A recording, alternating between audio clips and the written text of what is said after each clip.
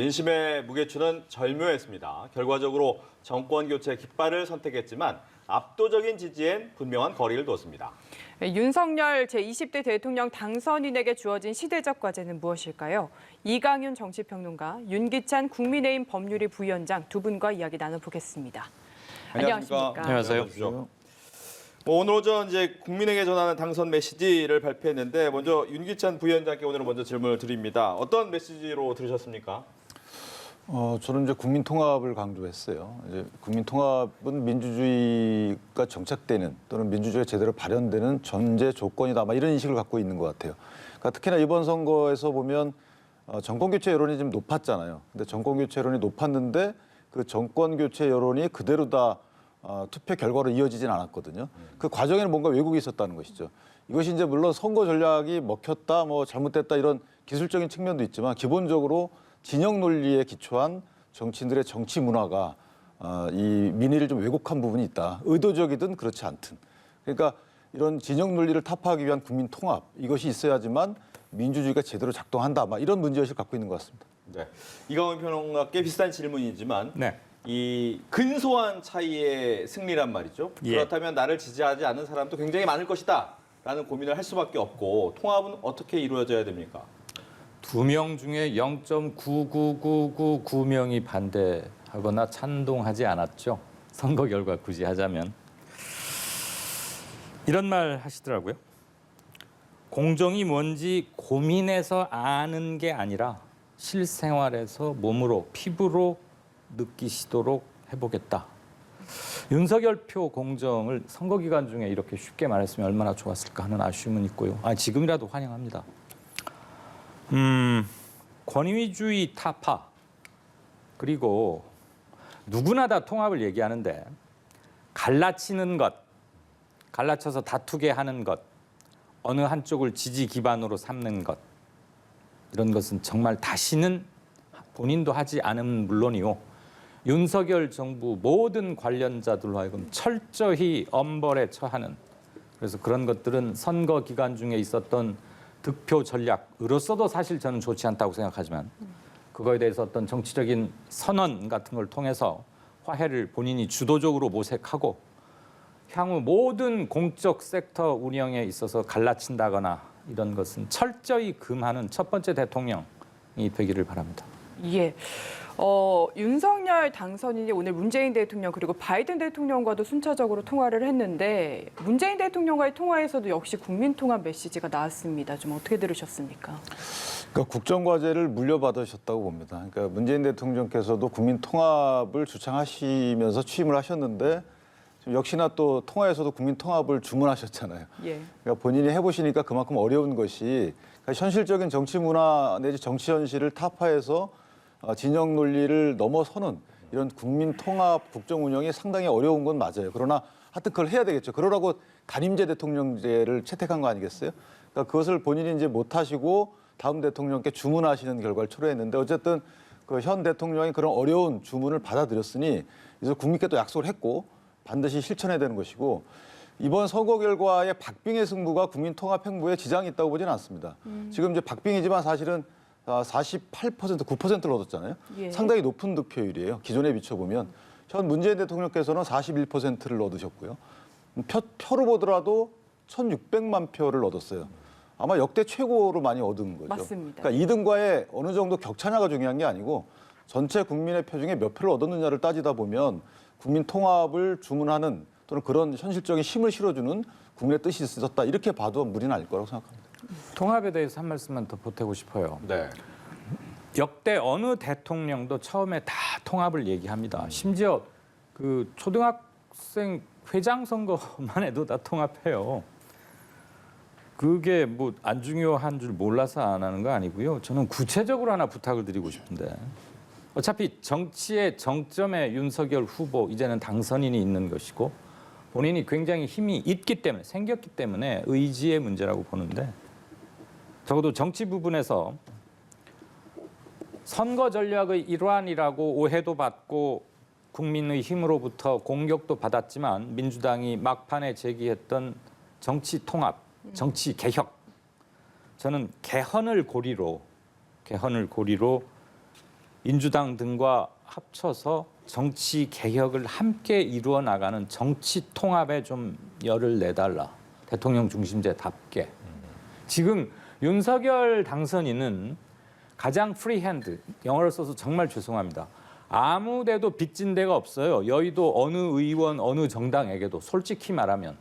빚진 것도 없고 신세진 것도 별로 없고 물론 덕은 좀 봤죠. 국민의힘을 옷을 입고 나가서 당선인이 됐으니까 누구보다 자유롭고 진취적으로 정치 통합에 나설 수 있다는 얘기죠. 그러면 국정 운영 초기 100일간의 국정 운영 능력이 굉장히 중요한데 정치 기반이 없는 신인이라고 할 수 있는 비주류 출신, 뭐 주류 비주류도 아니죠. 전혀 정말 다른 데서 뚝 날라오신 분인데 이런 분이 주도권을 가지고 정치 개혁을 하면 오히려 더 힘을 받을 수도 있다.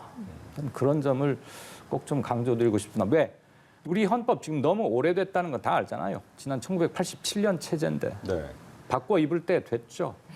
근데 이제 뭐 이번 선거 보면서 이제 개헌 부분의 얘기는 그렇게 많지 않았고 네, 못했죠. 이재명 후보가 막판에 예, 한번 예. 던지긴 했지만 그 부분이 이어지겠습니까? 개헌 뭐 이야기. 임기 단축 개헌도- 문제가 있긴 한데 예, 개헌도 사실은 이제 이재명 후보의 경우에도 중임제 대통령제, 네, 4년 4년 중임제로. 중임제 개헌이기 때문에 권력구조 개편은 사실은 대통령제냐 아니면 의원 내각제냐 기타 뭐 이원 집정부제냐 이런 권력구조의 기본적인 변화를 초래하는 개헌을 얘기하신 건 아니에요. 그 부분에 있어서는 대통령 중임제 내지 대통령 중심제는 크게 변화가 없는데 따라서 개헌의 필요성은 뭐 기타 다른 거 예를 들면 뭐 결선 투표제 뭐 이런 거 관련된 논의가 있을 수 있는데 좀 수기 과정이 필요해서 보고 다만 국민 통합과 관련돼서 우리가 이제 개혁과 관련돼서 국민 통합과 개혁을 어떻게 교통 정리하느냐도 문제도 있어요.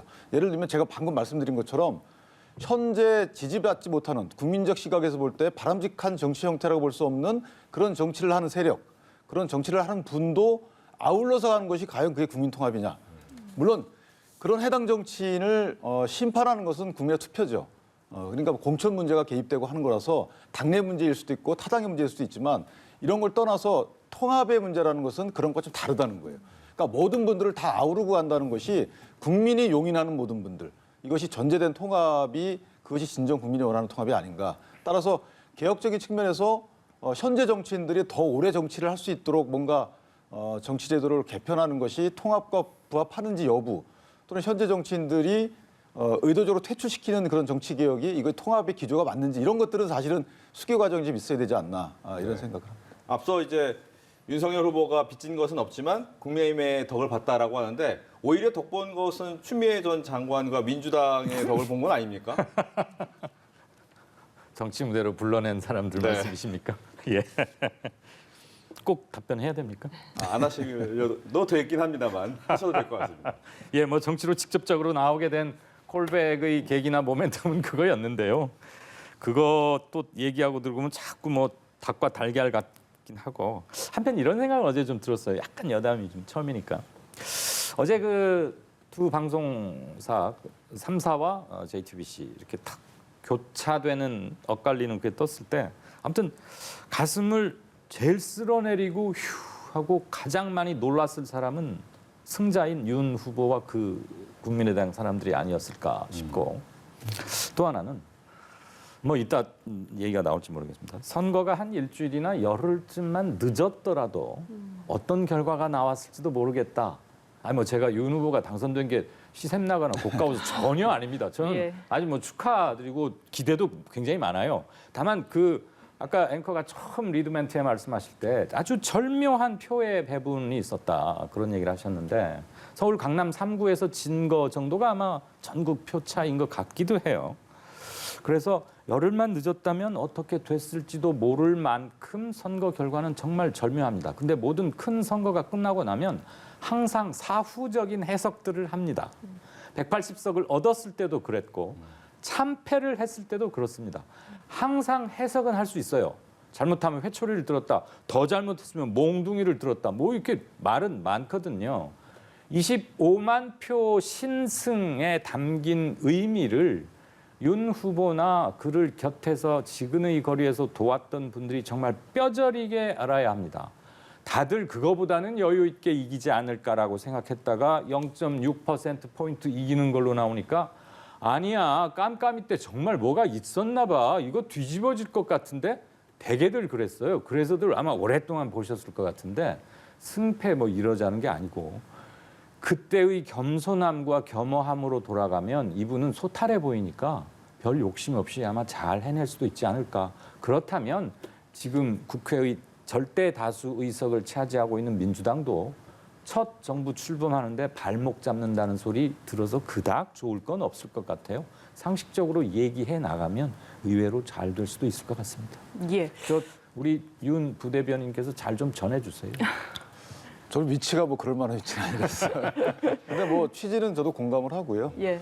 다만 이제 여담으로 우리가 주목하지 못하는 이제 박빙의 승부이다 보니까 어떤 분은 또 그렇게 보는 시각도 있더라고요. 3위 정당과 4위 정당의 어떤 이 위치 또는 그 둘 간의 싸움이 1, 2 싸움에 영향을 미쳤다 이렇게 보는 시각도 있어요.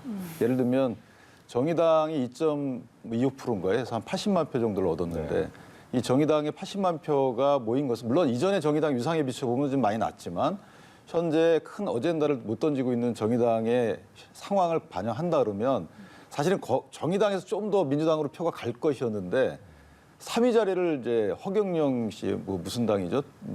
국가혁명당. 국가혁명당. 통합하려면 정당 이름 잘 알아야 돼요. 이 혁명당과의 어떤 3위 싸움에서 지지 않기 위해서 정의당을 지지했던 분들이 조금 더 정의당 쪽으로 갔다. 이렇게 분석하시는 분도 있어서 저희가 금방 말씀하신 대로 이 통합과 관련돼서는 이제 다만 이제 각 정책의 또 어떤 기조도 같아야 되는 거니까 또 그렇게 보는 시각도 있다. 이건 뭐 여담으로 말씀드렸습니다. 그 미묘한 표차를 많이들 얘기하셔서 무효표도 30만 표 정도 나왔습니다. 그러게요. 이건 가장 또, 많은 예. 무효표라 그러죠. 저는 기표 방법을 몰라서 또는 안철수 후보의 사퇴 사실을 몰라서 물론 하시는 분도 있겠지만 기습적이고 좀 제가 이 단어 여러 번 쓰는데 역겹게 들리실 분도 괜히시겠지만 한 번만 더 쓰겠습니다. 용서해 주십시오. 정치를 희화화시킨 단일화는 사실입니다.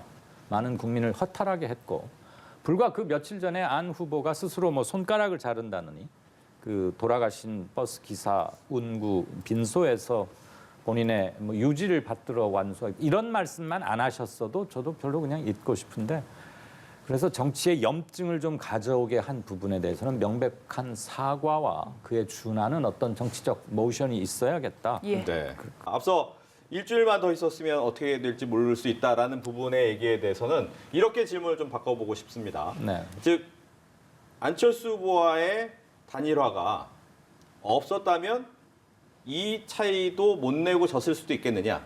즉 안철수 후보의 단일화가 플러스 요인이었냐 마이너스 요인이었냐에 대해서 좀 논의가 좀 있는 것 같습니다. 그 부분에 대한 얘기 좀 들어볼게요. 제가 먼저 꺼냈으니까 답변을 제 생각을 말씀드리죠. 저는 마이너스 효과였다고 봅니다.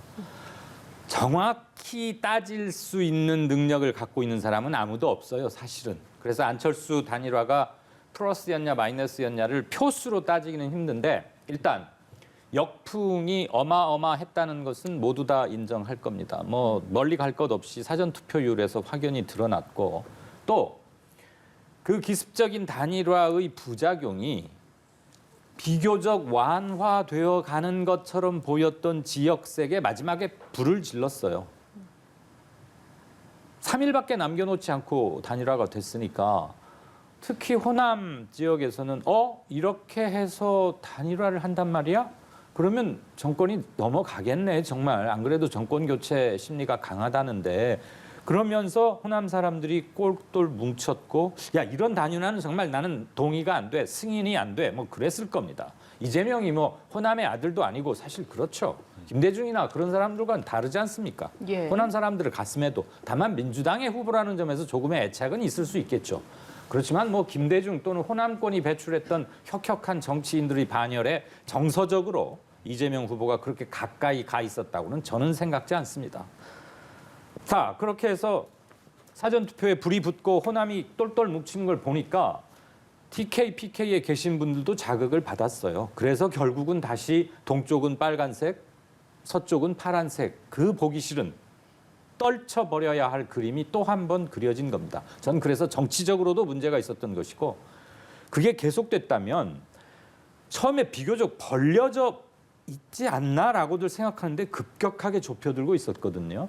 그리고 단일화에 대해서 좀 더 사람들이 진지하게 논의하고 또 열흘밖에 남겨놓지 않고서 무슨 정치 교체를 한다고 이거 쇼 아니냐라고 매섭게 몰아붙였는데 한 3, 4주일 또는 한 달간 정치 교체 가지고 정말 차분히 가다듬고 진영 간에 충분히 밀도 있게 토론하다 보면 그것이 또 하나의 아젠다가 될 수도 있는 겁니다. 정치판에서는. 그래서 저는 분위기가 좋았던 건 다 인정합니다. 그리고 표가 단 몇천 표라도 많아졌겠지요만은 그렇게 이번 단일화가 이번 대선에서 꼭 승리에 결정적 작용했다거나 좋은 쪽 플러스 요인만 갖고 있다고는 생각지 않습니다. 그 점에서 말씀드렸습니다. 네, 윤 부위원장님의 얘기 듣겠습니다.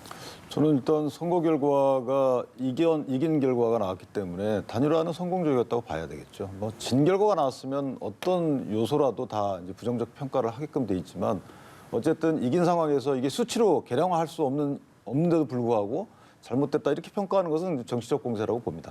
저희 당내에서도 마찬가지예요. 처음에 이걸 단일화를 꺼냈을 때 당내에서 사실 강력하게 반대하는 사람도 있고 방금 이제 소장님 말씀하신 것처럼 선거 전략상 손해다라고 분명히 어떤 수치까지 제시하신 분도 계세요. 그럼에도 불구하고 단일화를 한 이유는 뭐냐면 어쨌든 언젠간 야권 통합을 해야 되는 것입니다. 야권 통합 이후에 여권과의 협치를 하는 것이 국민 통합에 이르는 길이잖아요. 그러니까 언젠간 가야 될 길인데 이것을 불확실성을 제거하는 측면에서 선거 전에 투표 전에 하는 것이 옳다라는 이제 의견이 이제 어떻게 보면 설득력을 얻게 된 것이죠. 따라서 어찌됐든 선거를 이긴 이 상황에서 단일화가 실패했다, 역풍이 불었다라고 평가하는 것은 저는 좀 맞지 않다 이렇게 생각을 하고요. 안철수 후보의 사표 문제는 사실은 이전에 97년도에 있었던 DJP 연합 때는 40만 표가 나왔었어요. 그러니까 이것은 어찌 보면 단일화에 따르는 불가피한 사정이고요. 이것이 공직선거법에 따른 무효표 처리인 것이지 국내 투표권 행사가 경시되는 이런 측면이 아닌 것이거든요. 그래서 이 부분은 비판의 대상으로 삼는 것은 좀 옳지 않다 이렇게 생각합니다. 그러면 이제 인수위 과정부터 국민의당과 국민의힘이 논의를 하겠다고 하지 않았습니까? 네, 관련해서 과연 이게 잘 순탄하게 될 것인가 좀 의문을 갖는 분들도 많아요. 유기적으로 잘 합당이 될 거라고 예상을 하시나요? 그러니까 합당의 문제는 사실은 이제 당의 영역입니다. 그러니까 뭐 인수위를 구성하고 어떤 강요를 어떻게 추천해서 어떤 분들로 모실지 여부에 대해서는 당선인의 영역이지만 그렇기 때문에 합당 문제는 이제 뭐 또 다른 어떤 뭐 고비가 있을 수는 있어요. 그런데 국민께 이렇게 빠른 합당을 합의하에 발표했다면 이번에는 사실 날짜까지 거의 못 박았잖아요. 그렇기 때문에 이 합당의 문제는 크게 걸림돌이 없어 보이기도 합니다. 뭐 앞서 윤석열 당선인 그리고 이재명 후보의 해단식 얘기를 들었는데 각각 상대방 쪽의 얘기를 좀 먼저 질문을 드려야 할 것 같습니다. 먼저 윤석열 후보 같은 경우에 굉장히 좀 여유가 있었고 이 당 자체가 좀 바뀌어야겠다. 또 젊은 당이 되고 좋은 당으로 국민을 위한 당으로 만들겠다라는 얘기를 했습니다. 이 부분을 좀 얘기를 해볼까요? 예. 우선 저분이 대중연설 솜씨가 꼭 원고 없이 즉흥적으로 하는 거, 꼭 뭐 군중 앞에서 하는 것뿐만 아니라 연설이 참 빨리 그리고 많이 늘었다. 뭐 그런 생각을 좀 갖습니다. 연설하기 시작한 지 뭐 7, 8달 정도밖에 안 되잖아요. 그렇죠. 예. 그리고 항상 누구 꾸짖거나 수사하거나 혼내거나 그런 것만 쭉 해오신 검사였는데 그런 거 비하면 잘하고 폼 잡지 않는 한국말로 일상생활에서 쓰는 그냥 쉬운 한국말로 소탈하게 참 말을 맛있게 한다. 그래서 동네 형이라고 불리우는 걸 참 좋아하신다는데 오래 있다 보면 아닌 게 아니라 형이라고 부르고 싶기도 하겠네요. 네. 예. 제발 저런 소탈함을 오랫동안 갖고 우리나라 공무원 사회가 조금 잘 안 되는 이유 중에 하나가 특권의식, 권위의식 이런 게 강합니다. 특히 어려운 시험 봐서 이렇게 고시 공부, 여기 저 윤 변호사도 계시는데 이런 분들이 나도 모르게 나는 이 정도는 받아도 돼. 나는 이 정도는 누려도 돼. 내가 저런 일까지 해야 돼? 그런 게 차별과 권위의 시작이거든요. 권위는 자기가 강조하는 게 아니고 옆에서 덕으로 감화를 입어서 세워주는 게 권위인데 내가 뭐뭐에 패스했으니까 내가 계급이 어디니까 난 이렇게 뻣뻣하게 좀 해야 돼. 너희들이 알아서 좀 해. 이런 거 공직 문화 없애주기만 해도 저는 아주 혁혁하고 훌륭한 대통령이 될 자격이 있다고 생각합니다. 그런 점에서 제발 지금 요 며칠 보이는 윤석열 당선인의 저런 모습 이제 정말 쟁투를 떠나서 그렇게 했으면 참 좋겠고요. 저는 이제 여러분들을 도와드리기 쉽지 않습니다. 네. 이제 저를 좀 도와주십시오. 이런 날은 뭐 어디 뭐 참 듣기 좋았습니다. 네. 아마 많이들 좀 여유로운 네, 그런 네. 멘트를 보여줬던 선거 이제 막판에 해단식. 그 막 사납게 얘기하던 것과 네. 많이 달라져서 일단 네. 알겠습니다. 이번에는 윤 부위원장께 이재명 후보는 약간은 이제 패자의 모습이기 때문에 본인의 잘못이다. 그리고 당에게는 좀 더 용기를 주고 싶은 얘기를 많이 남겼던 것 같습니다. 어떻게 들으셨습니까? 예, 어쨌든 뭐 후보자로서 주자로서 본인의 책임을 저렇게 인정하고 조직이 흔들리지 않도록 다독거리는 이 자세는 정말 좋고요. 지금 뭐 진보 보수 저희가 이렇게 칭하지만 어쨌든 양대 거대 정당이 국정 운영의 파트너이기 때문에 이 선거 패배 이후에 한 정당이 급속히 흔들리거나 리더를 잃고 또 우왕좌왕하게 되면 그만큼 국정 운영에도 표류가 되는 거거든요.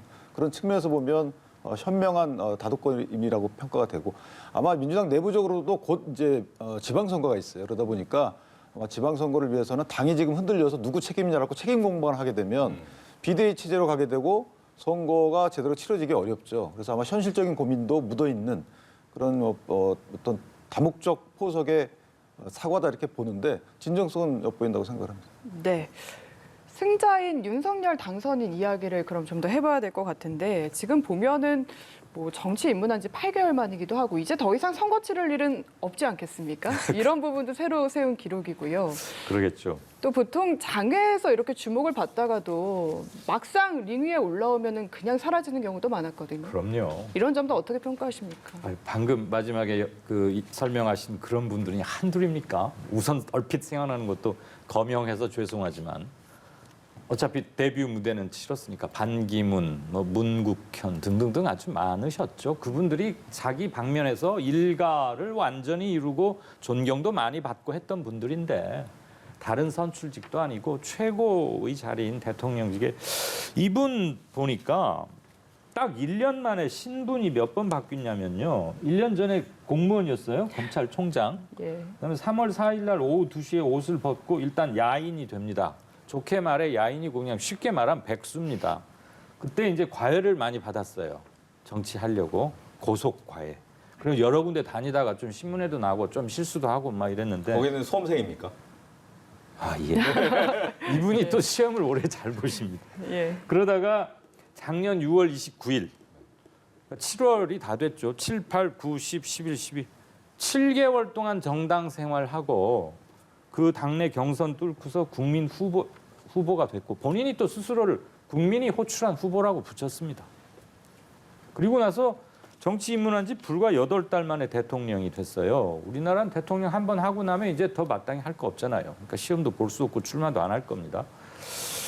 그런데 총장이 되기까지는 오로지 직업 하나 딱 검사 그것만 했어요. 그러니까 앞으로 이런 이력의 정치인 굉장히 높은 고위직까지 오른 정치인은 앞으로도 매우 드물겠다. 그다음에 우리 정치 엘리트들의 충원 과정에 본이든 본이가 아니든 간에 어떤 변화의 모티브 같은 것도 준 점도 있고 물론 꼭 앞으로 저런 식으로 비주류나 이상한 경로를 통해서 대통령이 되어야 한다거나 그럴 수도 있다는 게 다른 모든 사람들에게 쓸데없는 희망을 주는 부작용도 있을 수는 있겠지만 저는 기존의 본인이 언젠가 이런 말 했던 게 저는 참 기억에 남아요. 저는 여의도의 문법과 셈법에 다 서툴다. 그 말은 여러 선배들이 했던 대로 굳이 따라갈 능력도 없지만 따라갈 마음도 없겠고 국민이 많이 원하고 이게 사리에 합당하다 싶으면 본인이 굉장히 좋아 즐겨 쓰는 말 있잖아요. 공정, 상식, 원칙, 법칙. 그 4가지만 잘하면 싸울 일이 없거든요. 그래서 제발 제로베이스에서 잘 할 수 있기를. 그래서 특이한 경력으로 대통령이 되었지만 퇴임할 때는 멋진 대통령으로 나오기를 정말 바랍니다. 네. 역시 좀 평가를 들어보고 싶은데. 근데 저는 오히려 저런 경력이 본인한테 큰 도움으로 작용했다고 보는 것이 물론 정치 상황이 맞아야 돼요. 그러니까 현 정치 상황에 보면 이제 대의민주주의의 위기 상황이었거든요. 언제부턴가 사실은 국민이 권력을 위임해서 위임받은 정치인들이 열심히 해왔어요. 근데 예전에는 본인의 어떤 다른 사사로운 감정이 들어도 이것을 밖으로 내지 않고 대의를 내세우면서 그 사사로운 뭐 도움을 주곤 했던 적도 있어서 문제가 됐었죠. 근데 언제부턴가 그 사사로운 본인의 목적, 의도, 감정을 그냥 표출합니다. 그래놓고 어떤 새로운 이상한 왜곡스러운 이런 명분을 대요. 이게 언제부터 자연스러워졌어요. 이게 비상식적인 거였죠. 그러니까 예를 들면 국민을 위한 것이 아니고 본인의 이해관계 집단을 위한 것임에도 불구하고 떳떳하게 그냥 또 정치를 핍니다. 자, 이런 것들이 국민이 처음에 볼 때는 잘 알아채지 못했던 것이죠. 그런데 가만히 보니까 이게 해도 너무하는 것이죠. 거기에 대한 해명을 듣다 보니까 아주 비상식적이에요. 그런데 이게 어느 정도 이제 진영 정치이다 보니까 보호가 됐던 거였어요. 근데 이제 국민들이 참다 도저히 안 되겠다 할 때 나왔던 거예요. 윤석열 당선인이.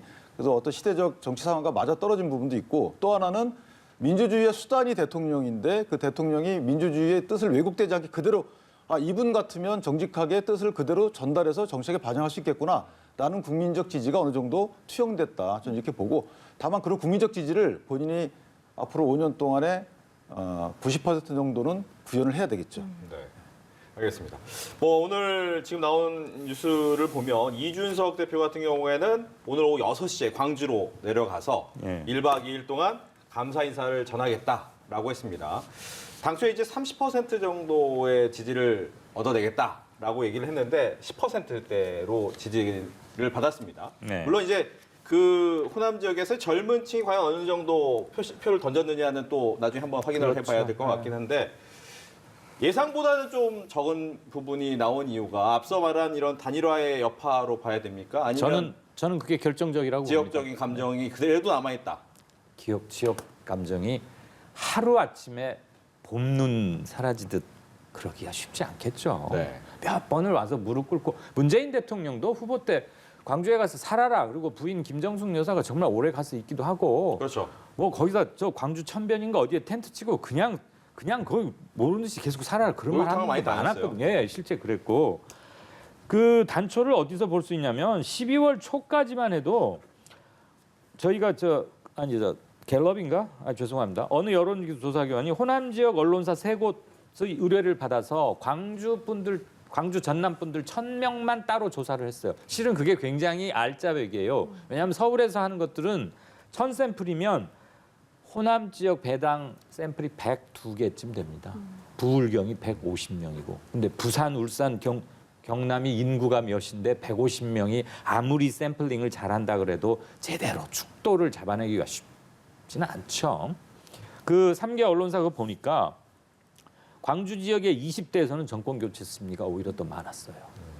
30대까지는 아직도 정권 재창출이 70%를 훌쩍 넘기는데 그럼 광주의 20대들은 어디 다른 데서 공부하다가 엊그제 귀국한 사람들이냐? 그렇지 않아요.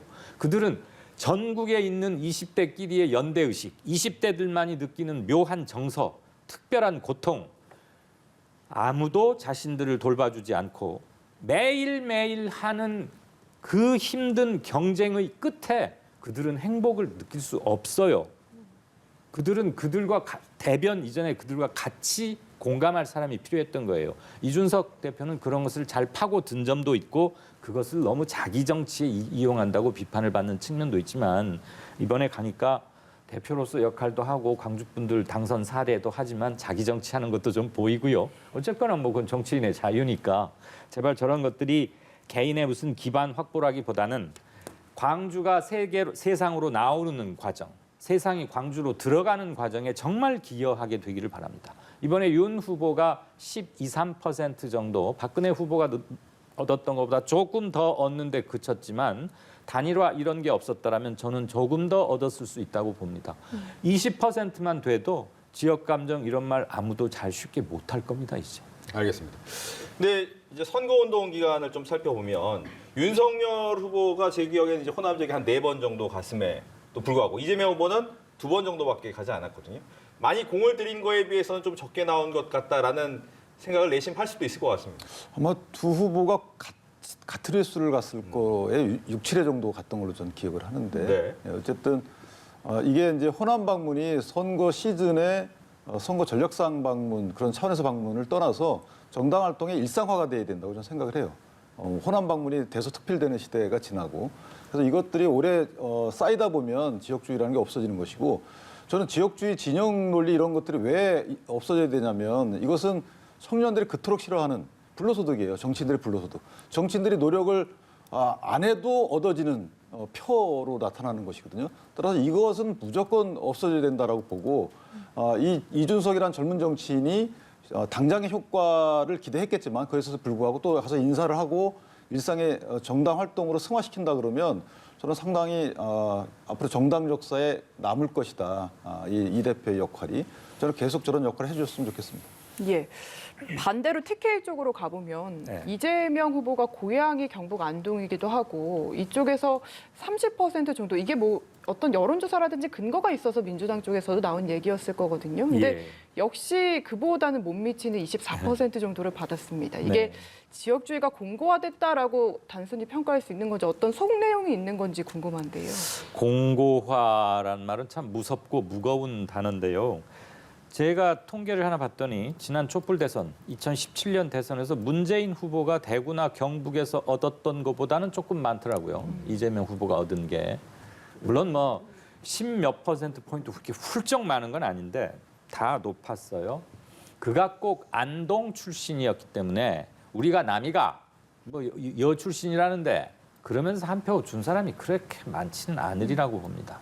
어려서 떠나기도 했으려니와 지금 시골이란 말도 함부로 쓰면 안 되는데 교통과 통신과 인터넷이 얼마나 많은 것들을 변화시켰고 해방시켰는지 정보 격차가 없어졌고요. 보고 듣는 것이 아무런 차이가 없는 시대가 이미 됐어요. 그래서 시골에 계시는 연장자, 나이 그득하신 어르신들도 다 알고 다 듣고 다 깨우치십니다. 이재명이가 안동 촌놈인데 성남 어디 가서 출세했다고 대통령 후보까지 됐으니만 난 걔가 뭔 소리 하는지 모르겠는데 한 표 줄라 그런 사람 별로 없을 겁니다. 예. 자기 생각대로 했을 거고요. 아무튼 그쪽에서 30%를 잡은 것도 무리한 건 아니었고 저는 저 국힘당에서 호남 30%를 잡은 거는 뭐 꿈을 원대하게 갖는 거니까 나쁠 건 없는데 20%쯤은 한번 도전할 만도 했다. 그런 기색이 보였어요. 근데 단일화 때문에 그만 확 움츠려들었죠. 알겠습니다. 뭐 이렇게 여러 가지 이제 뭐 표심까지도 좀 살펴봤는데 문제는 향후에 인수위가 꾸려지면서 어떻게 좀 운영이 될 것이냐라는 부분입니다. 인수위가 지난번에는 이제 촛불 정국에서 갑작스러운 선거였기 때문에 인수위가 없이 진행이 돼서 그 부분에 대해서도 문재인 대통령이 조금은 어려움이 있었다라고 그렇죠. 얘기를 또 했단 말이죠. 먼저 인수위 내부적으로 좀 얘기가 나오는 게 있습니까? 어떤 말이 오가는지는 모르겠어요. 그런데 지금 이제 안철수 후보와 단일화 과정에서 인수위 문제가 나왔었잖아요. 그러니까 인수위에서 하는 일들이 몇 가지가 있지만 어쨌든 국정의 현황 파악, 보고받고 현황 파악하는 거. 그다음에 이제 국무총리나 국무위원들을 미리 이제 지명하게 되면 검증 절차를 진행하는 것도 해요. 그다음에 제일 중요한 게 이제 정책 기조죠. 새 정부의 정책 기조를 어떻게 설정하실 것인가. 이 부분은 사실은 이제 안철수 후보와의 그 통합 과정에서 가장 논의가 많이 됐던 부분이라서 저는 이제 지난 문재인 정부가 정책적인 실수를 많이 한 부분도 인수위 없이 진행했던 부분이라고 봐요. 따라서 전문가가 많이 들어와서 전문가적 지식을 내고 그다음에 민의가 많이 반영된 정책 기조 설정이 가장 중요하고 이것이 어떻게 설정되는지에 따라서 추가 다음 정부의 성공 여부가 판가름된다. 저는 이렇게 생각합니다. 그 안철수 대표가 어떤 행보를 취할지도 관심이 많이 갑니다. 뭐 인수위원장 얘기도 나오고 총리 얘기도 나오고 지방선거에서 어떤 행보를 할 수도 있을 것 같고요. 아니면 아예 뭐 당권 도전에 후에 나설 수도 있다는 얘기도 있습니다. 좀 네. 어떻게 전망하시나요? 있을 수 있는 경우의 수는 다 나오는 게 원래 정치부 기자들이 중요한 인사 앞두고 하는 일 중에 하나입니다. 예. 본질적으로는 당선인, 대통령 당선, 윤석열 당선인의 뜻이 굉장히 중요하고 클 것이고 그에 못지않게 둘은 지금 그냥 좀 빠져줘. 내가 이번에 대통령 해볼 그런 식의 단일화는 아니라고 계속 강력히 주장하고들 계시니까 그걸 실질적으로 담보하기 위해서는 왜냐하면 당력 사이즈나 이런 게 너무 차이가 많이 나니까 일부러라도 뭔가 표현하게 배려를 해야 될 겁니다. 어느 것이 안철수 현 국민의당 대표에게 가장 좋은 것인지 본인은 뭘 원하는 것인지 그리고 무슨 자리 하나를 탐하는 게 아니고 향후 몇 년 후에 정치적 수순을 보아가면서 거동하는 거 아니겠습니까? 대통령직 인수위에 관한 법률 이라는 것이 말해주듯이 인수위는 한시적이지만 국가기구입니다. 예산이 배정되고 공무원도 배정되는 것이고요.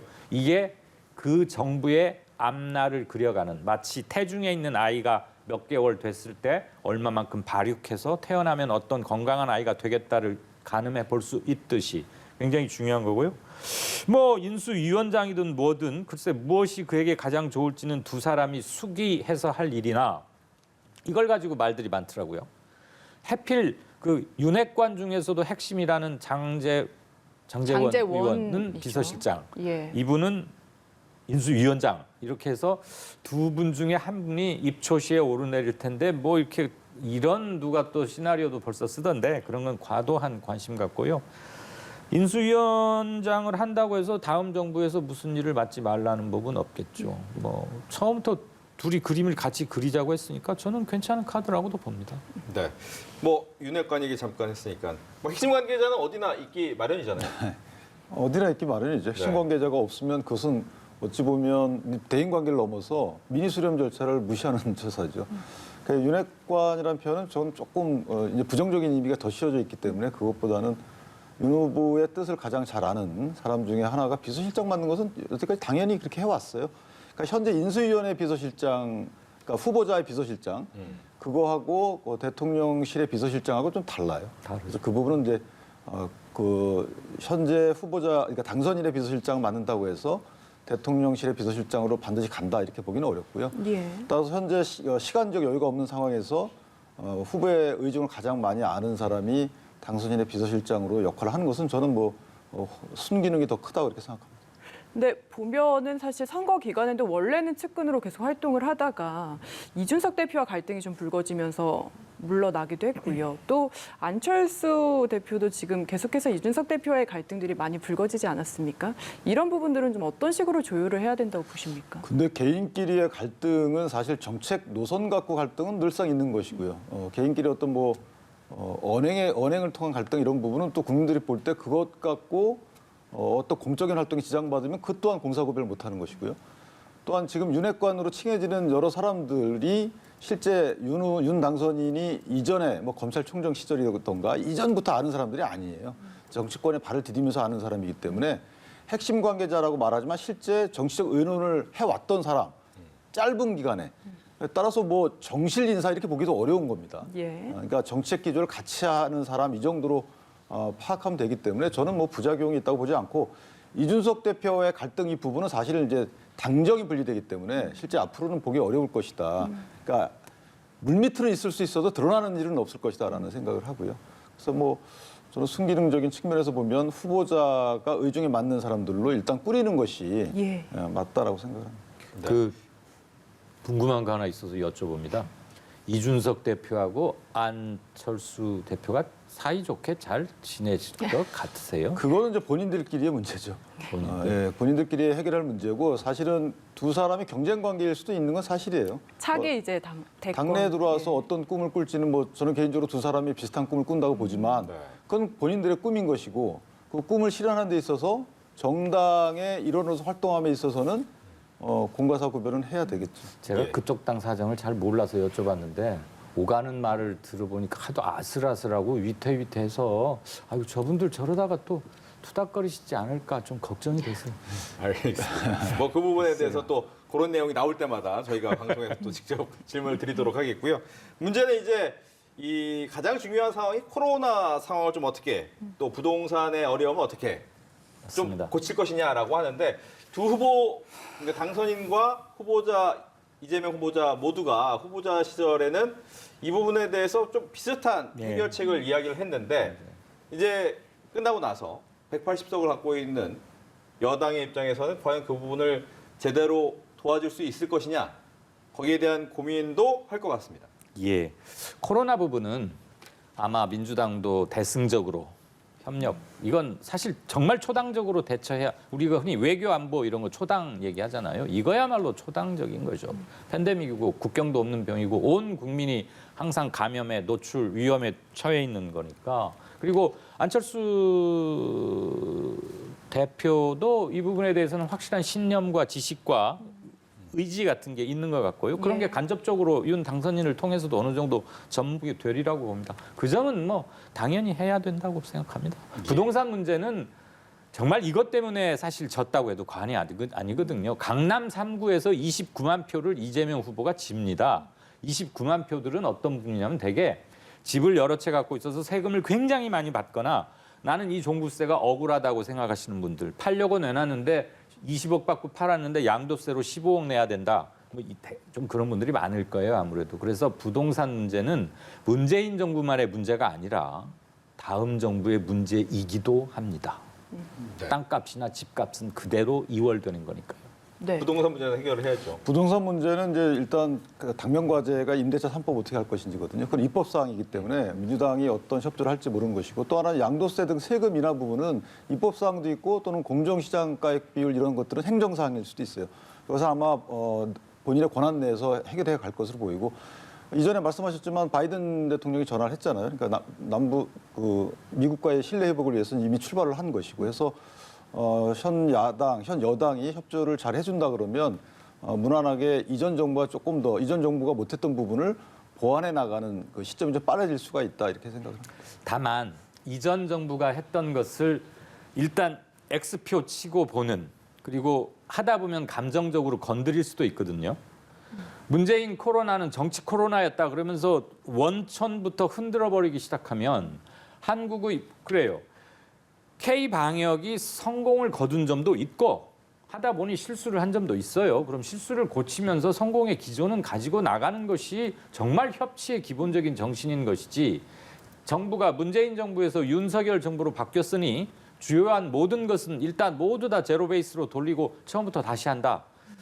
이것은 창조적인 파괴로 보기 힘들지 않을까. 근데 이제 그 부분은 염려 안 하셔도 되는 것이 이미 방역 조치에 관련돼서는 제가 볼 때 문재인 정부 현 기조하고 윤석열 당선인이 이전에 했던 말하고 거의 일치해요. 완화하겠다는 거 아니겠어요? 나머지는 이제 소상공인 이제 지원금이잖아요. 보상금. 이 부분은 사실은 세출 구조조정과 맞물리기 때문에 이 부분은 다소 조금 차이가 있을 수는 있어요.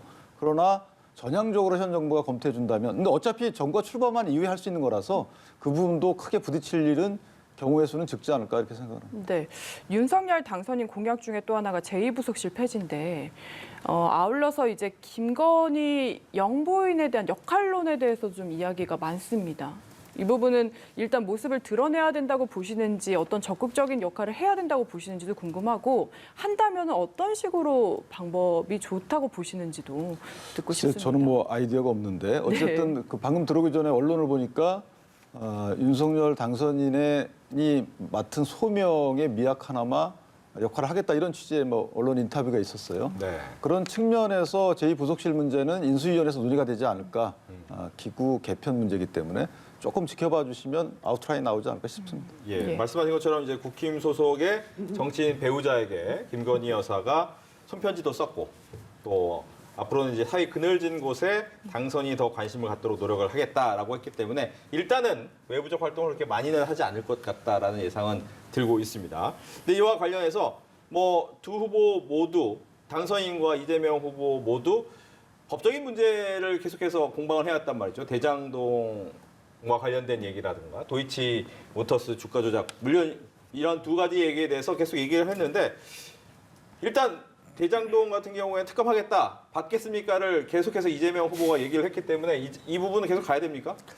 그건 어떤 식으로든 뭐 법적으로든 정치적으로든 매듭이 한번 필요한 거 아닐까요? 그냥 이런 걸 촉구한다는 정도의 토론회에서 점잖게 한번 오갔던 게 아니고 굉장히 날이 섰었고 또 송영길 대표가 그 즈음에 대통령 선거 결과에 관계없이 특검을 추진하겠다 독자적으로라도 했으니까 이 점은 뭔가 좀 그리고 누구의 잘잘못 일단 가리고 제발 전 국민으로 하여금 이 대장동 터널에서 벗어나게 해야 할 책임이 여야 모두 당선인, 낙선인 모두에게 있다고 생각을 합니다. 어떻습니까?